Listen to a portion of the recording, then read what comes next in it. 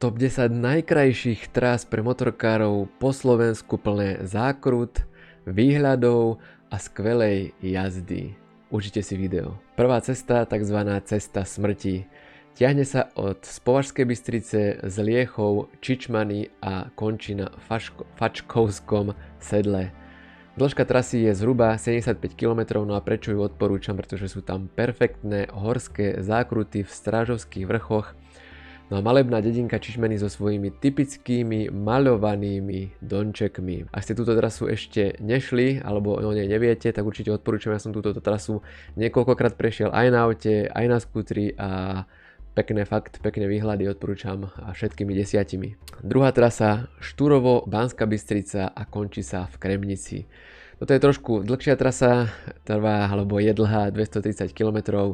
No a prečo ju odporúčam? Pretože sú tu zaujímavé historické mestá, ako napríklad Banská Štiavnica alebo Kremnica. V obidvoch týchto mestách som bol a samozrejme znova odporúčam všetkými 10 pozrieť tieto dve mestá. Tretia trasa sa volá tzv. Oravská magistrála, Dolný Kubín, Oravská Lesná, Stará Bystrica a končí sa v Terchovej. Tuto je dĺžka zhruba 120 km, no a sú tu kľukaté cesty cez krásnu Oravskú Lesnú. Máte tu nádherné výhľady na Malú Fatru.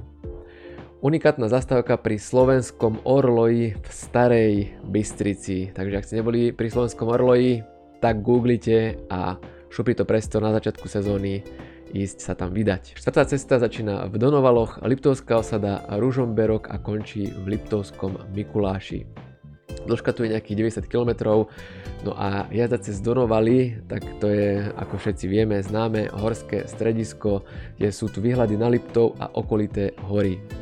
Kvalitné cesty vhodné pre každú motorku, takže nielen pre nás skútristov, ale aj pre motorkárov. Piatú trasu, tu máme Tatranskú magistrálu, no a tiahne sa od Tatranskej Lomnice k Štrbskému plesu až k Podbanskému.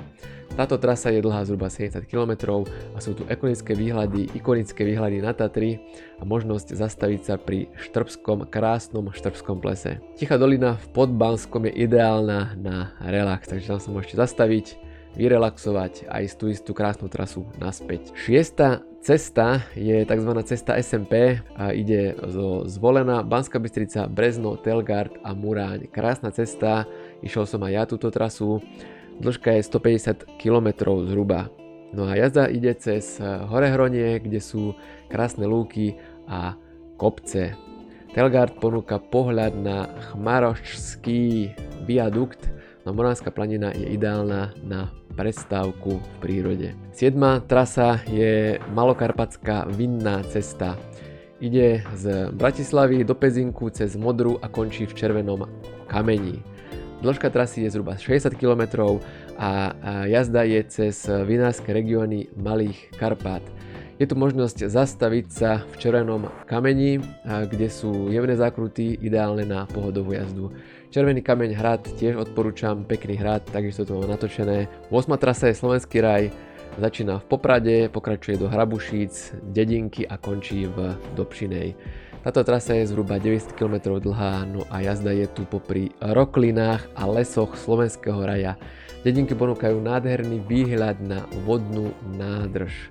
Známa Dobšinská ľadová jaskyňa je tu po ceste, takže aj tam sa môžete zastaviť, ak máte cestu alebo ste si vybrali nejaký jednodenný výlet, tak môžete navštíviť aj túto jaskyňu. 9. cesta alebo trasa je cesta okolo vodnej nádrže Domaša, ktorá začína v Stropkove, pokračuje do Domašej a končí vo Vranove nad Toplou.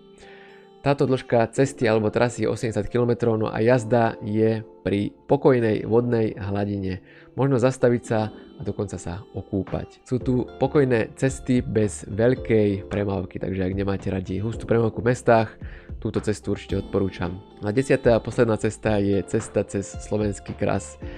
Tá sa tiahne z Rožňavy, pokračuje po Silickej planine, krásnohorská dlhá lúka a končí v Domici. Dĺžka je tu 95 km, no a jazda je krásnou krajinou s jaskyňami. Zastávka pri Domici, najväčšej jaskyni na Slovensku. Plánujem zase nejakých top 10, avšak nebudú už na YouTube, budú 24 hodín pre členov, pretože bude to top 10 napríklad ako, mám to zapísané, ktoré budem tvoriť top 10 najkrajšie pobrežné cesty v Európe, najkrajšie výlety, čo pozerať na Slovensku na skútri, top 10 víkendové výlety priamo pre skúter po Slovensku a Česku, no a top 10 týždňové zážitky po celej Európe na skútri.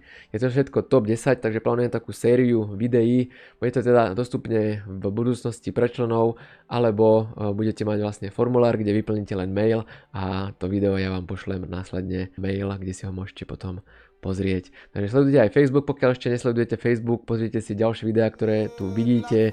No pri ďalšom videu sa vidíme, ahojte.